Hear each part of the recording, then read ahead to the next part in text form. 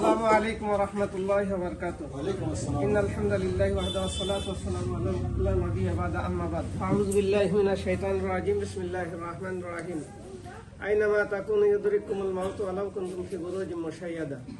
আমরা সকলে আল্লাহ পাকের সামনে কালিমাত শুকর আদায় করি যে আল্লাহ সুবহানাহু ওয়া তাআলা আজকের এই পবিত্র দিনে ঈশার নামাজের পরে বাংলাদেশের জাতীয়তাবাদী নাই, বাংলাদেশের তিনবারের প্রধানমন্ত্রী প্রেসিডেন্ট মরহুম মা খালেদা জিয়া রুহের মাগফিরাতের উদ্দেশ্যে যে আমরা যেখানে একত্রিত হয়েছি, এই জন্য আরো একবার দিল থেকে শুকরিয়া আদায় করে সকলে বলে আলহামদুলিল্লাহ।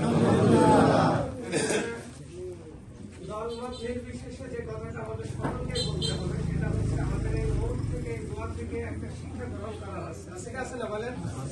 সেটা কি?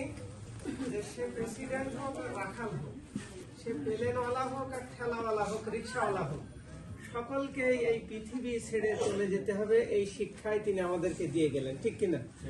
এই জন্য আমরা আজকে এখান থেকে এই শিক্ষা নেব যে আমরা যে যেখানে আছি সেখান থেকে আমরা আমাদের জীবনটাকে সঠিক পথে পরিচালনা করব এবং আখিরাতের পাথেও সংগ্রহ করে আমরা যেন এখান থেকে যেতে পারি, সেরূপ তৌফিক আল্লাহ তাআলা আমাদের সকলকে দান করেন। সকলে বলেন আল্লাহুম্মা আমিন। আর সর্বশেষ কথা হলো, আল্লাহ তাআলা যদি সারা পৃথিবীর মানুষকে মাফ করে দেয়, আমাদের কোনো লস হবে না, হবে না কি বলেন? আর সকলকেই বা কাউকে যদি আযাব দেয়, আমাদের কোনো লাভ হবে না কি বলেন? তাহলে আমাদের লাভও নেই, লসও নেই। তো দোয়া করতে লস। আল্লাহ রাসূলের চাহাত ছিল যে আমার একটা উম্মত যেন জাহান্নামে না হয়, আমার সমস্ত উম্মতকে যেন আল্লাহ তাআলা মাফ করে দেয়।